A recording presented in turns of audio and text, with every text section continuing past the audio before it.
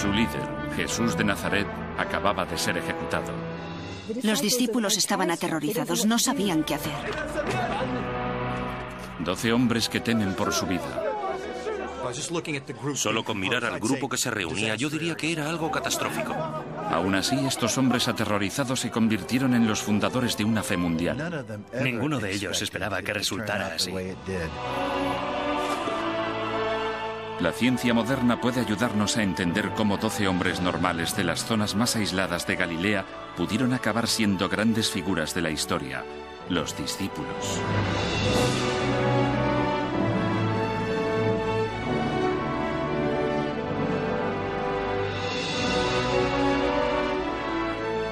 Misterios de la Biblia, los discípulos.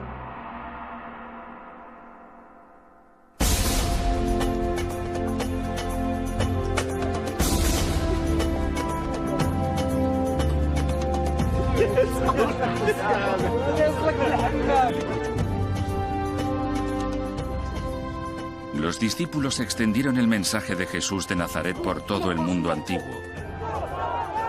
Muchos de ellos sacrificaron su vida por ello.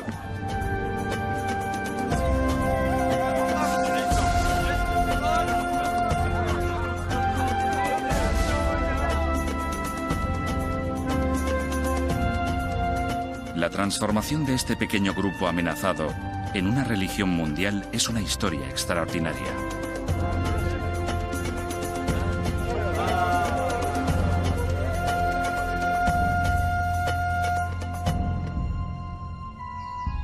Pero para entenderla, tenemos que seguir su viaje desde el principio.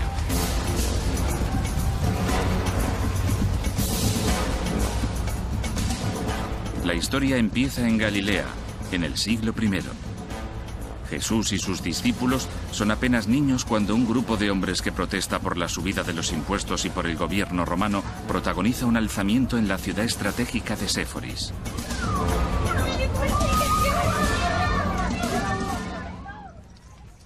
Los romanos sofocaron inmediatamente la revuelta mediante la destrucción completa de la ciudad y el asesinato de sus habitantes o su venta como esclavos. Fue un recuerdo vivo en la memoria de la gente del lugar durante muchas generaciones. De hecho, durante el siglo I, Galilea fue un caldo de cultivo de rebeliones. Helen Bonn ha estudiado estos antecedentes sociales e históricos de la Biblia. Sabemos que había bastantes líderes de bandidos en la época de Jesús. Sabemos de gente que se iba a las colinas a vivir en cuevas, a donde iba otra gente a buscarlos y organizaba movimientos de resistencia contra los romanos.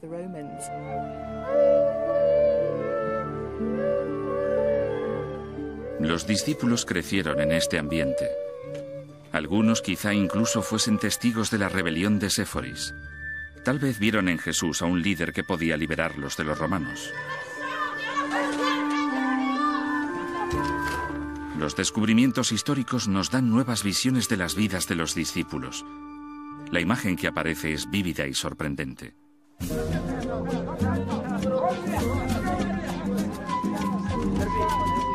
Una cosa está clara desde el principio. Los discípulos se acercaron a Jesús por múltiples razones y con esperanzas muy diversas. Cuando los discípulos tenían entre 20 y 30 años, la primera de esas razones debió de ser económica. Los duros impuestos debían de ser una preocupación constante para los 4 discípulos que trabajaban como pescadores: Juan, los hermanos Pedro y Andrés y Santiago.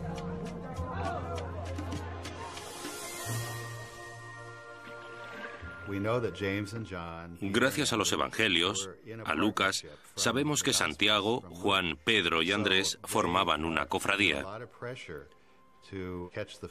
Por eso tenían mucha presión para pescar y poder alimentar a sus familias y pagarle al recaudador de impuestos.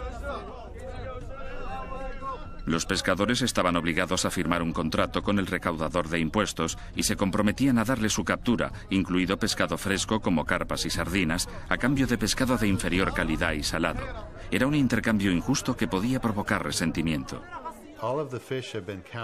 Se contaban todos los pescados que se habían cogido y los recaudadores de impuestos se los llevaban para que acabaran en la mesa de la gente rica de la ciudad. A cambio, los pescadores recibirían su parte del contrato, pescado tratado, probablemente salado, y en ese momento debían de pensar, no podemos comer lo que pescamos. Esto suponía una gran presión económica. La gente deseaba tener más control sobre su vida. Buscaban un líder que les ayudara a luchar.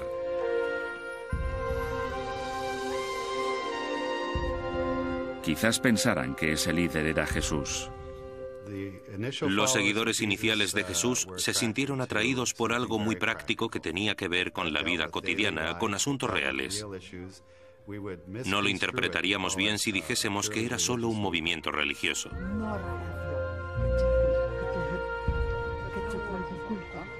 Aunque puede que algunos de los discípulos se unieran al movimiento de Jesús para pagar menos impuestos, eso no explica por qué los 12 se unieron a él. En particular, no explica el caso de Mateo. Antes de convertirse en discípulo, Mateo era recaudador de impuestos. Conocemos el trabajo de Mateo gracias a los evangelios, pero no nos dicen por qué se sintió atraído por Jesús. A diferencia de los pescadores, Mateo vivía la cómoda vida de un hombre rico.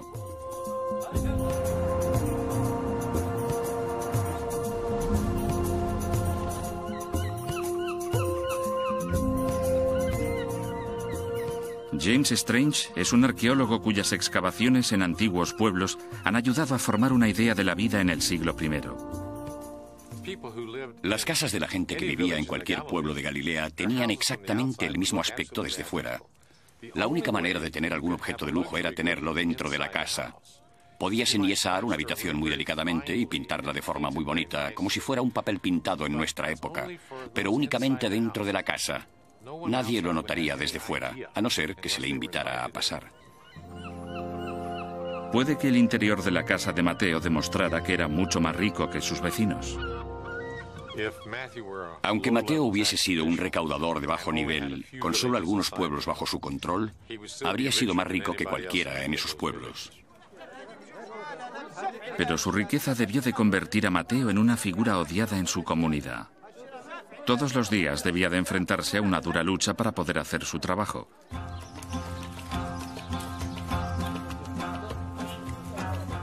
A Richard Horsley le interesa particularmente el aspecto económico de la Galilea del siglo I. Descubrió que los impuestos se pagaban en especias, en lugar de con dinero, y que la gente de Galilea inventó muchas maneras de limitar la cantidad que entregaban. Con los siglos, los campesinos habían desarrollado maneras inteligentes de evitar los impuestos abusivos. Digamos que esta era la cantidad de cereales que había que darle al recolector de impuestos. El campesino lo trae y lo pone en la balanza y el recaudador ve que el peso es correcto. Pero cuando miramos dentro de la cesta, vemos lo que hay dentro en realidad. Claro que hay cereales, pero en el fondo hay piedras y palos, y gracias a eso, el campesino podía ahorrarse parte de los cereales que de otro modo habría tenido que entregarle al recaudador. Este enfrentamiento diario puede haber sido el estímulo que hizo que Mateo se uniera a Jesús. Debía de estar realmente solo. Es decir, para él debía de ser difícil encontrar gente con la que tener una relación normal. Estaba en una posición muy precaria y, a decir verdad, imagino que probablemente también necesitaría guardaespaldas.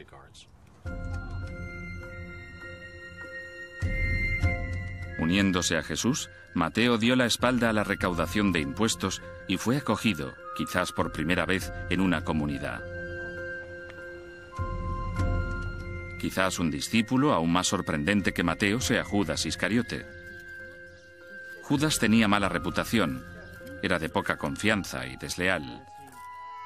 Pero irónicamente, era el tesorero del grupo y se ocupaba de las donaciones al mismo y de organizar los víveres. Tenemos un grupo de discípulos. Viven de una especie de fondo común y aparentemente él es el tesorero. Se ocupa de las cuentas, sabe lo que necesitan. Creo que para ser intendente se necesitan habilidades organizativas, ser digno de confianza y capacidad de liderazgo.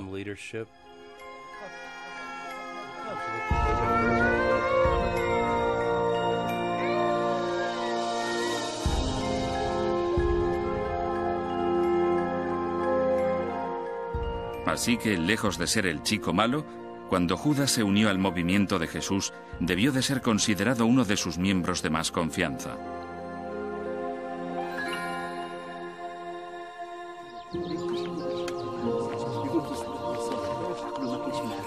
Por desgracia, sabemos muy poco sobre los demás discípulos. Tomás y Felipe parece que procedían de la misma zona que los pescadores. Bartolomé. Simón, conocido como el Celote, probablemente porque era muy estricto con la ley religiosa judía. Pero hay una controvertida teoría según la cual Simón, junto con Judas y otro discípulo llamado Santiago, eran los hermanos de Jesús. Podrían haber sido hermanastros más que parientes de sangre. Aún así, algunos expertos creen que formaban parte de la familia de Jesús. Los hermanos de Jesús, nombrados en los evangelios, resultan ser Santiago, Simón y Judas. Creo que por lo menos debemos contemplar esa posibilidad, ya que Jesús, cuando muere, le pasa el mando de su comunidad a su propio hermano, Santiago.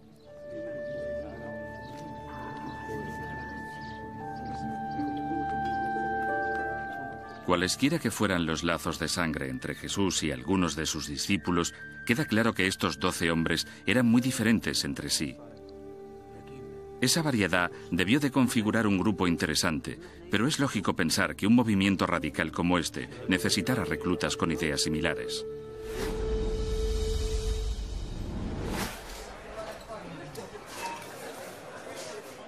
Cary Cooper es especialista en psicología de grupo.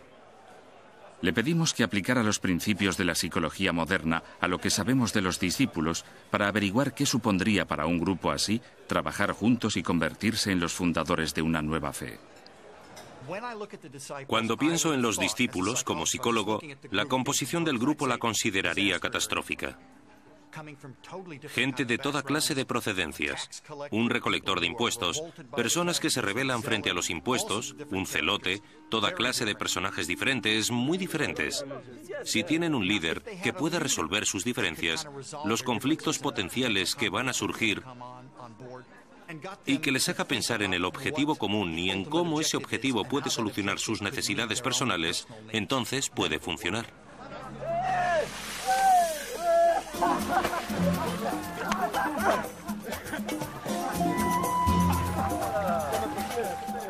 Estos 12 hombres de procedencias tan diversas tenían un líder importante en la persona de Jesús.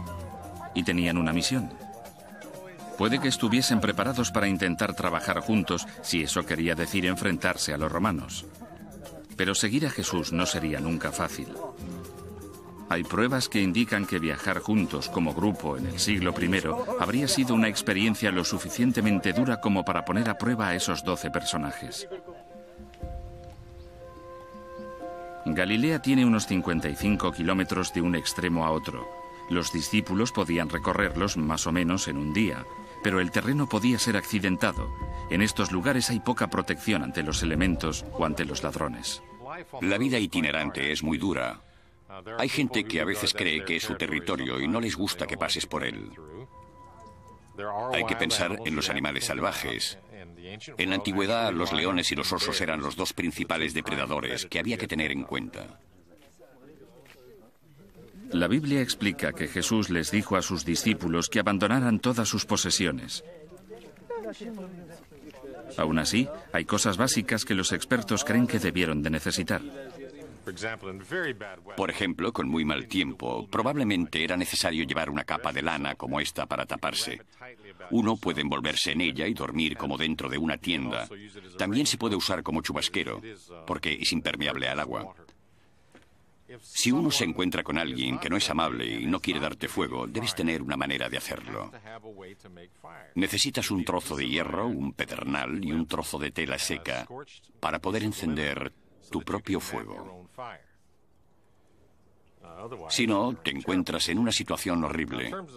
En cuanto a la seguridad, quizás necesites defenderte de los animales salvajes, de los depredadores.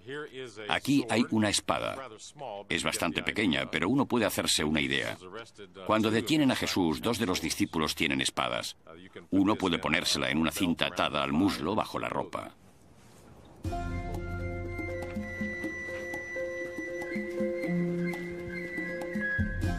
Si los discípulos lo dejaron todo para seguir a Jesús, incluso algo tan fundamental como encontrar comida podría haber sido un problema. Hay una pista en la Biblia sobre cómo se alimentaban. En uno de los relatos, recogen cereales de un campo. Esto puede hacer pensar que los discípulos se convirtieran en ladrones, pero la ley judía lo permitía a los pobres y también a los viajeros. Si alguien tenía un campo porque era terrateniente y cosechaba la tierra, tenía que dejar algunas partes, una esquina del campo sin tocar, para que los pobres pudieran venir a recolectarlo.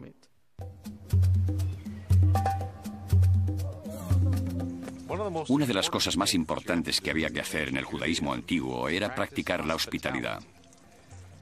La razón es muy simple. Cuando se viajaba, se estaba a la merced de la gente. No había hoteles, no había posadas, no había nada. Así que tanto según la ley judía como según la costumbre judía, se practicaba la hospitalidad. Cuando viajaban, los discípulos dejaban atrás más que su sustento. Muchos tenían otras responsabilidades. Parece que la mayoría de los discípulos estaban casados. Sabemos con seguridad que Pedro estaba casado. Y creo que debió de ser muy duro para su mujer y sus hijos que los dejara. Los discípulos eran los que traían el dinero, eran los que pescaban o los que trabajaban la tierra. Y creo que debían de dejar a sus familias en una situación muy difícil.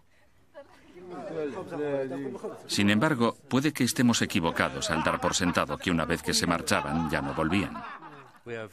Hay varias referencias según las cuales ellos se marchaban y tan solo unos días después volvían. Así que no creo que debamos imaginarlo como se ha representado en muchas películas y libros populares que daban la idea de que siempre estaban de viaje día y noche, viajando desde el día que empieza su predicación hasta el día de su muerte. Hay mucho tiempo en medio. Los discípulos y Jesús podían volver a casa por la noche. Tenemos la historia de Pedro, a quien Jesús llama. Lo deja todo y apenas unos versículos más tarde va a tomar té con su suegra. Y por eso da la impresión de que, al menos al principio, cuando Jesús llevaba a cabo su ministerio en Galilea, quizás la ruptura no fuera tan clara como a menudo se nos ha hecho creer. Mientras Jesús llevaba a cabo su obra, había ocasiones en las que los discípulos tenían que salir de Galilea.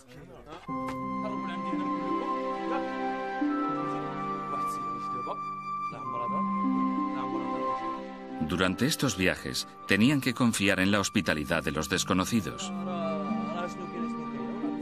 Pero no mucha gente sabe que los discípulos tenían algo que ofrecer a cambio.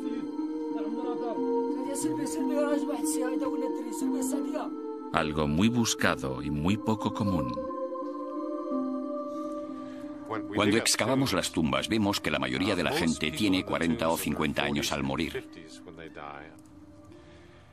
Y las tasas de mortalidad eran parecidas a las de las naciones del tercer mundo de hoy en día, porque, después de todo, una pequeña infección podría ser mortal al no haber forma de tratarla.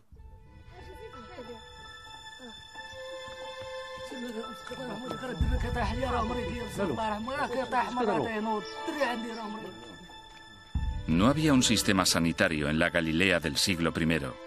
La gente de los pueblos dependía de los sanadores locales que habían desarrollado tratamientos caseros que parecían funcionar. Jesús tenía una gran reputación como curandero, pero también sus discípulos. Cuando llegaban a un pueblo parecían tener dos tareas principales. Una era anunciar que el reino de Dios estaba cerca. La otra era curar a los enfermos. Y si curaban a los enfermos se ganaban su sustento. Incluso podían conseguir un lugar donde descansar. El hecho de que los discípulos pudieran sanar no es sorprendente. La curación mediante la fe tiene una larga historia. Durante siglos fue la única curación al alcance de la gente. No es poco corriente rezar a los dioses si eres pagano o a Dios si eres judío para que te curen. Es totalmente aceptable. Y la gente especializada en rezar a Dios para obtener una curación es muy conocida por su capacidad de curar. Pero por hacerlo en conjunto con su movimiento religioso, lo que sería perfectamente comprensible y aceptable. Quizá en la actualidad la medicina moderna pueda explicar cómo tiene lugar esto.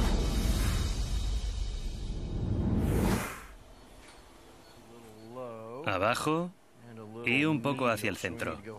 Hay que ir más arriba y hacia el lateral.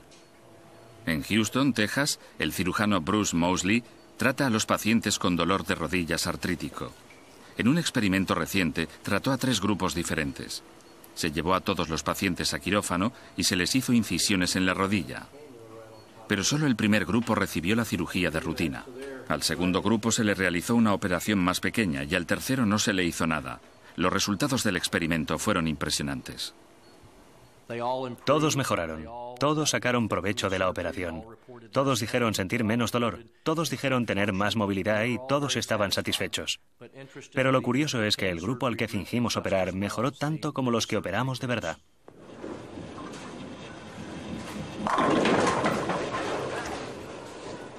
Tim Pérez fue uno de los primeros pacientes del Dr. Moseley. Caminaba y sentía un dolor agudo en la rodilla y bueno, te duele y sientes que ya no tienes nada de fuerza. Tim estaba en el grupo al que no se operó, pero su rodilla mejoró. Eso fue hace 8 años y Tim sigue sintiéndose mejor. Lo llamo un milagro porque es algo que no requirió medicina. No hizo falta nada para curarlo. Así que era una cuestión psicológica. En términos médicos, Tim formaba parte del grupo del placebo, lo que significa que no recibió un tratamiento real. Los médicos están más cerca que nunca de entender el efecto placebo. Creo que el placebo funciona por el impacto psicológico o mental que el tratamiento tiene sobre el paciente. Y está ligado a las expectativas y creencias de los pacientes. Si el paciente espera y cree que el tratamiento será efectivo, seguramente lo será. Y ahora estire las manos por encima de la cabeza, lo más arriba que pueda. Si la gente puede sanar simplemente porque confía en su médico, quizás ocurriera lo mismo en el siglo I. El Dr. Moseley aún cree que Dios estaba involucrado en la curación de los discípulos, pero no menosprecia la importancia de la creencia de los pacientes en que podían curarse. Ciertamente se pueden encontrar cosas paralelas entre lo que hacían Jesús y sus discípulos y lo que un médico hace hoy. En ambas situaciones, la gente cree que el sanador va a ayudarles.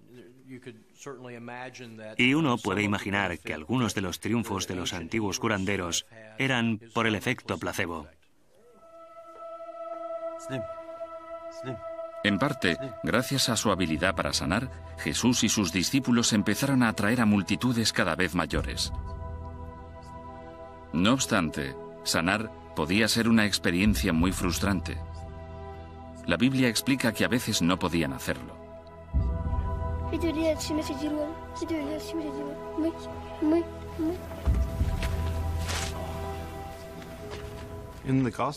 En el Evangelio de Mateo hay una historia de un hombre que lleva a su hijo ante Jesús, con claros síntomas de lo que hoy llamaríamos epilepsia, y se queja de que los discípulos no han podido sanar a su hijo.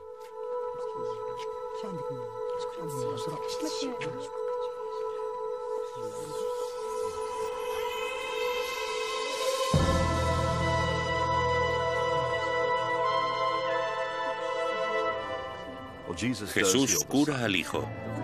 Y más tarde, los discípulos le preguntan, ¿por qué no pudimos hacerlo? ¿Cuál era el problema? Y Jesús dice, vuestra falta de fe. La referencia a la falta de fe de los discípulos sigue siendo cierta entre los médicos modernos. El médico Bruce Moseley cree que incluso hoy la confianza que un médico tiene en el tratamiento puede afectar al resultado. Si el cirujano tiene grandes expectativas y tiene fe en que su tratamiento funcione, creo que los pacientes se dan cuenta, lo notan. Y cuanto más confía el cirujano, estoy seguro de que más confía el paciente en que el tratamiento va a funcionar. Pero la incapacidad ocasional de sanar de los discípulos pudo ser el síntoma de un problema más importante. Para tener una fe total en Jesús como líder, los discípulos tenían que compartir su visión, y gran parte del tiempo parecían hacerlo. Pero un examen más detallado de los evangelios revela que los discípulos no siempre tenían el mismo punto de vista que su líder. De hecho, hay pruebas de tensiones y desacuerdos internos que estallaban en público. Por ejemplo, cuando Jesús les dice a sus discípulos que lleven su mensaje a los samaritanos. Hoy en día, la palabra samaritano describe a alguien que hace buenas obras. Pero para un judío del siglo I era el enemigo. Si Jesús me dijera que teníamos que cruzar Samaria, se me caería el alma a los pies. Diría que no. Ha habido hostilidades entre nosotros y los samaritanos durante 500 años y no parece que las cosas vayan a cambiar.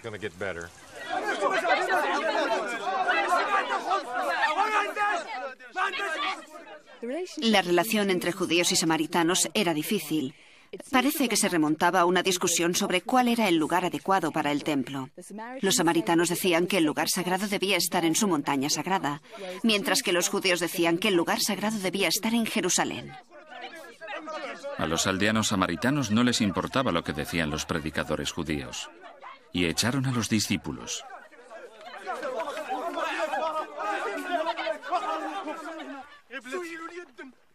En lugar de actuar con humildad, los discípulos se pusieron furiosos. Era una violación flagrante de las enseñanzas de Jesús que decían que había que amar al enemigo. Santiago y Juan estaban tan enfadados que querían enviar fuego al pueblo y eliminarlo. Creo que hoy en día nos parecería racismo, pero es incluso más que racismo. Si se piensa bien en lo que decían, matemos a esta gente. Jesús dijo que no, que así no funcionaban las cosas. Les ofrecía la salvación, pero si no la aceptaban era asunto suyo. Él simplemente se iría a otro sitio.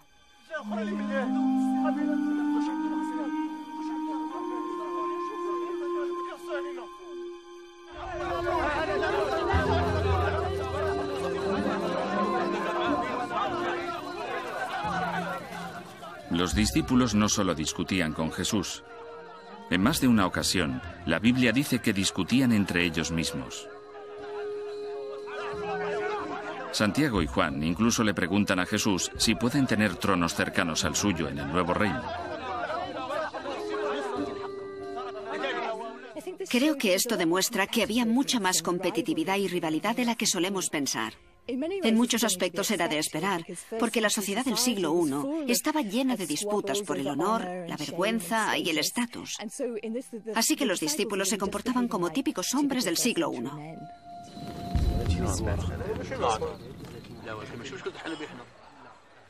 Estas disputas podían ser típicas, pero según el psicólogo Cary Cooper, podían crecer y convertirse en dañinas luchas de poder. En casi todos los grupos tenemos un Santiago y un Juan. La razón por la que digo esto es porque eran un poco apasionados, un poco revolucionarios. Pero creo que en realidad quieren un papel de líderes. Creo que es a las personas a las que hay que tratar con cuidado. De no ser así, su necesidad innata de liderazgo, de tener influencia o de ser rebelde, complicará las cosas. Los discípulos conseguían controlar sus diferencias la mayor parte del tiempo.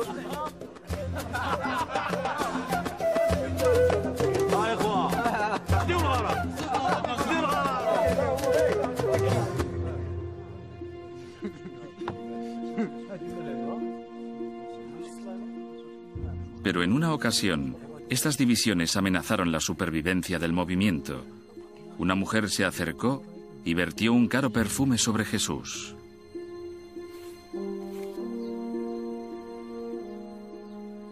Los discípulos se molestaron porque la mujer hubiese gastado aquel aceite en Jesús. Decían que debería habérselo llevado, debería haberlo vendido y haberle dado el dinero a los pobres, pero Jesús lo veía de otro modo. Dijo que ella había hecho algo hermoso. Como tesorero del grupo, Judas se molestó particularmente con esto.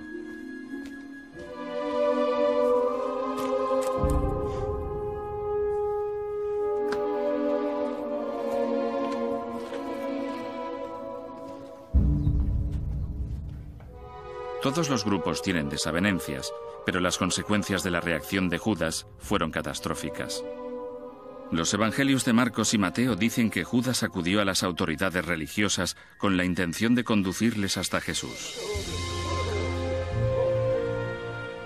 Pero el resto de los discípulos parecían no saber nada de las acciones de Judas. Estaban entusiasmados porque, tras 3 años de viaje, su líder había tomado una decisión trascendental. Jesús iba a llevar a sus discípulos a Jerusalén, la base del poder de las autoridades. Pensaron, por fin vamos a ser testigos de algo más importante. Les esperaba una sorpresa. Los discípulos entraron en Jerusalén con Jesús en lo que hoy se conoce como el Domingo de Ramos. Jesús tuvo un recibimiento entusiasta, pero no podía haber escogido un momento más delicado políticamente. Jerusalén estaba llena de peregrinos que habían llegado para celebrar la fiesta de la Pascua, que recordaba cómo Moisés había guiado a sus ancestros para escapar del cautiverio en Egipto. Según Jim Charlesworth, un erudito de la Biblia que vive en Jerusalén, la Pascua pudo impulsar a los discípulos a pensar en la libertad y en deshacerse de los romanos. Era una época de gran emoción. Los judíos iban a celebrar la Pascua. ¿Qué significa? Iban a reinterpretar y revivir la salvación del pueblo de Dios. Así que era una época muy agitada. Era una época en la que todo el mundo estaba en el punto máximo de emoción. El plato fuerte de la fiesta fue una cena que tuvo lugar aquella misma semana.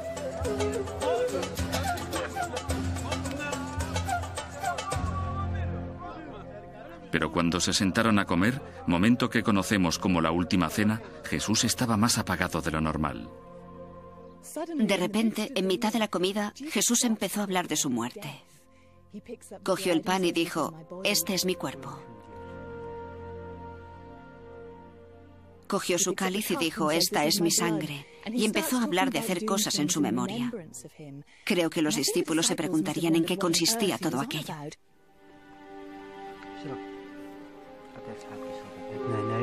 No está claro por qué los discípulos no entendieron de qué hablaba Jesús. Quizás habían estado esperando una especie de alzamiento. La muerte de su líder no entraba en sus planes. Pero lo que pasó a continuación decidió su destino. Judas desencadenó una serie de acontecimientos que llevarían a la crucifixión de Jesús.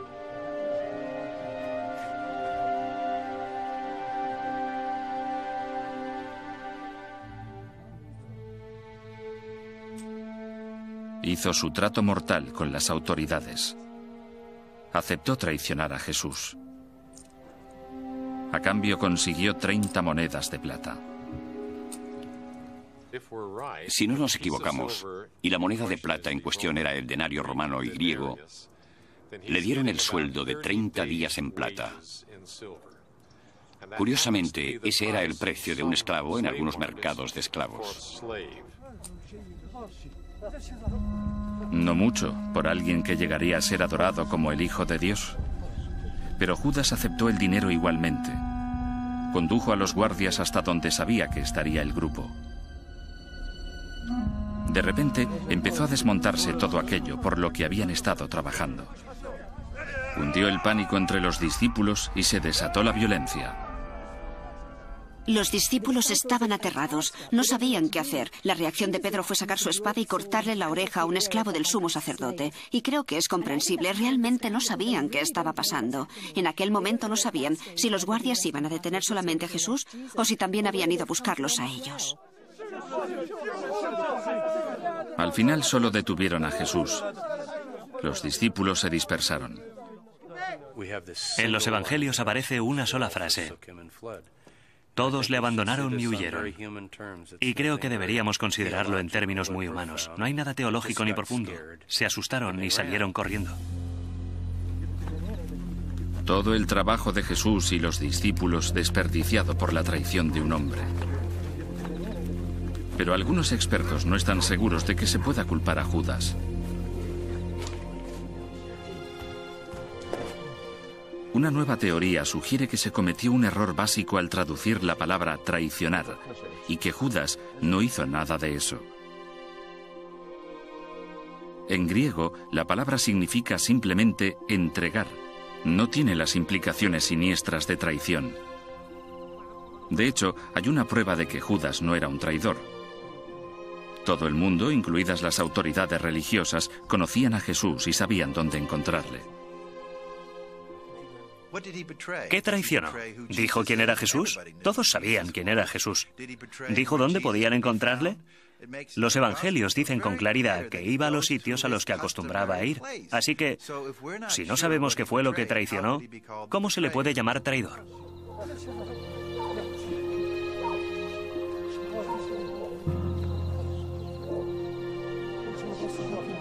Es cierto que cuando Judas llegó con los guardias a detener a Jesús, su saludo fue extraño para ser el de un traidor. Un beso.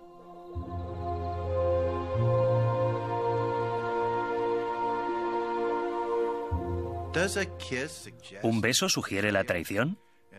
En todos los escritos antiguos de Filón, Flavio, Josefo y el Nuevo Testamento, se dice que un beso es un saludo o una despedida. No existe el beso de la traición.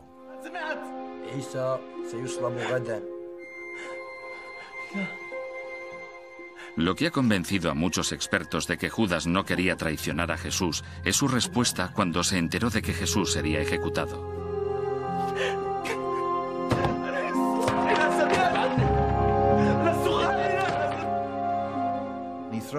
Les tiró el dinero a los hombres. Es evidente que algo salió mal. Después quedó tan afectado que se ahorcó.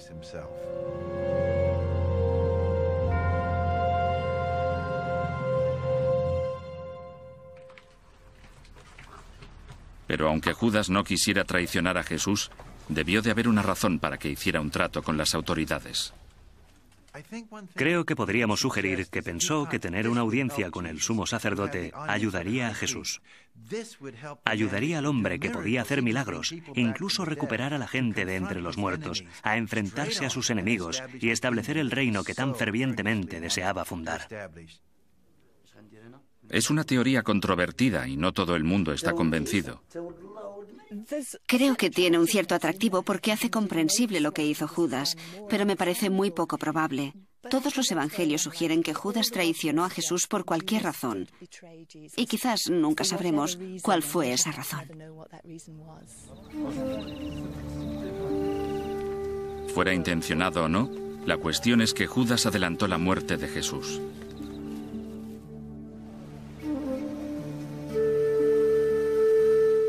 Si los discípulos tenían alguna duda sobre si la detención de Jesús significaba el final del grupo, al día siguiente recibieron la confirmación. Mientras su líder era crucificado, no se sabe dónde fueron los discípulos. Podrían haber ido a una casa segura en la que tuviera lugar la última cena. Parece que hay indicios de que alquilaron aquel sitio o hicieron algún pacto para usarlo. Creo que tenemos que pensar que cuando huyeron, huyeron de verdad. Querían apartarse del peligro. Los discípulos estaban en su peor momento. Era un punto crítico porque habían perdido a su líder. Todos los grupos necesitan a su líder, particularmente a un líder tan inspirador como Jesús. Era un momento crítico, no había ningún sustituto, así que tenían un problema. Lo normal era que el grupo se separara o que tuviera serios problemas. Muerto su líder, los discípulos se sintieron totalmente deprimidos y destrozados. Aún así, sabemos que estos desolados individuos fundaron lo que acabaría por convertirse en una gran fe mundial. Está claro que pasó algo que cambió su destino.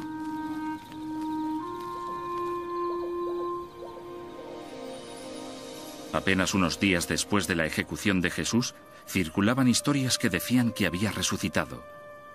¿Fue quizá aquello lo que hizo continuar a los discípulos? Todos los discípulos estaban juntos en la habitación de arriba.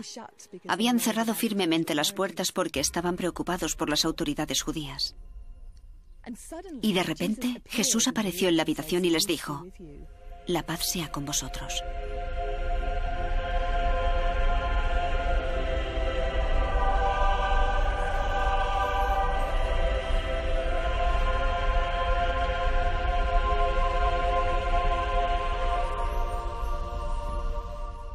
Creo que es un momento significativo en la historia del Evangelio, porque lo que realmente diferenciaba al movimiento de Jesús de los movimientos mesiánicos similares del siglo I era que estaban convencidos de que su Mesías había sobrevivido a la muerte.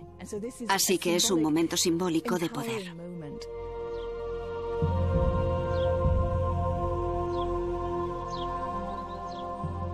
La creencia de que Jesús todavía estaba vivo era una cosa, pero si el movimiento iba a continuar, necesitaban convencer a otra gente de que Jesús se había alzado de entre los muertos.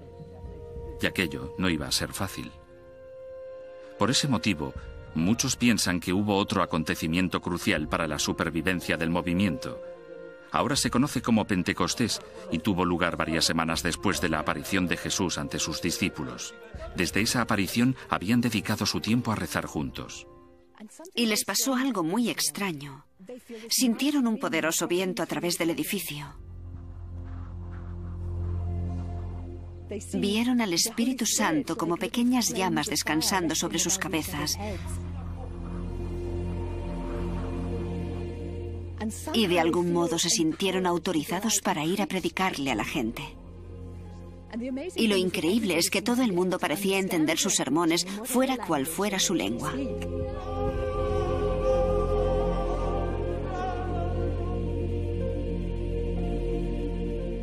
Es este acontecimiento religioso lo que, según el psicólogo Cary Cooper, transforma el grupo. Pentecostés, a mi juicio, es el acontecimiento crítico para el grupo, porque no tienen un líder y la experiencia compartida los une. Los motiva, los anima a salir y rezar y convertir a la gente y compartir sus experiencias comunes. Es una especie de papel del líder suplente. Antes de Pentecostés, las posibilidades de que los discípulos fundaran una nueva fe eran pocas por sus procedencias diferentes, sus luchas internas y sobre todo por la pérdida de su líder. Fue una transformación notable. Aparentemente fue solo un cambio psicológico, pero puede ser que hubiera algo más que eso. En la actualidad, hay pruebas neurológicas de que las experiencias religiosas causan un cambio real y cuantificable en el cerebro. Le busco la vena y le introduzco la intravenosa. No queremos que mueva mucho el brazo porque puede enrollar el catéter. El catedrático Andrew Newberg es neurobiólogo en la Universidad de Pensilvania. Ha estudiado los efectos de esas experiencias en monjes budistas y monjas católicas. Les hicimos pasar por una práctica de meditación u oración y en el punto álgido de la práctica les inyectábamos por una vía intravenosa, una vía que tenían en la vena, una sustancia que nos permitiría medir el flujo de la sangre. En el momento de la inyección se captura una imagen de lo que el cerebro está haciendo en ese momento, en el que está en el punto álgido de su oración. Después podemos escanear el cerebro para ver la instantánea de lo que ocurría en su cerebro durante dicha práctica. El escáner tomado durante la oración, a la derecha, se compara con el de un cerebro normal en su estado inicial. Ha registrado un cambio en la parte del cerebro que nos ayuda a percibir lo que hay a nuestro alrededor. Esta parte tenía menos actividad durante la oración, lo que se ve en color amarillo. Cuando la actividad de esta parte del cerebro se reduce y nuestro sentido del yo disminuye, no nos damos cuenta de lo que tenemos alrededor. En su lugar, la mente empieza a sentir que es una sola cosa con todo el universo. De hecho, hay gente que dice que es cuando nota con fuerza la presencia de Dios. Si van lo suficientemente lejos en su sesión de oración, pierden toda la información sensorial y podemos pensar que eso se asocia con la difuminación total de la frontera entre uno mismo, Dios y todas las cosas del mundo. La hermana Celeste participó en el estudio. Está de acuerdo en que se siente más cerca de Dios durante la oración. El experimento me demostró que cuando vivimos una experiencia religiosa, algo sucede en nuestro interior. Algo se muestra en nuestro cerebro. Para los científicos, este experimento significa que debemos tomar en serio la idea de que la experiencia religiosa puede causar un cambio psicológico apreciable. Si miramos a los discípulos, podemos preguntarnos si ese momento espiritual transformativo realmente causó un cambio en su cerebro que alteró quiénes eran, cómo se sentían, lo que pensaban sobre las cosas de su vida, y si eso fue lo que cambió el rumbo de lo que hicieron.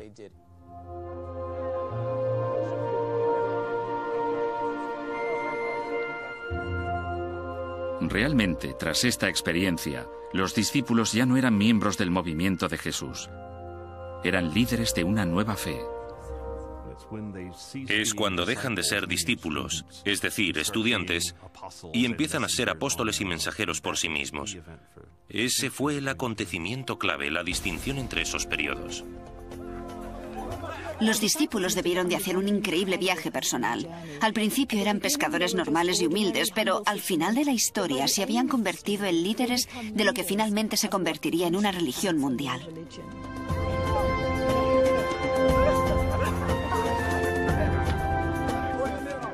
Los discípulos no encajan con la visión tradicional de los hombres santos.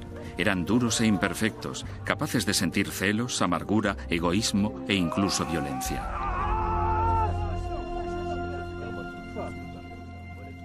El Nuevo Testamento deja muy claro que estos hombres eran de carne y hueso, que eran seres humanos, con deseos humanos. Me parece mucho más fascinante saber que eran como usted y como yo. A pesar de todo, el movimiento que fundaron comprende a una tercera parte de la población mundial, y sus miembros y sus relatos aún hoy inspiran a la gente.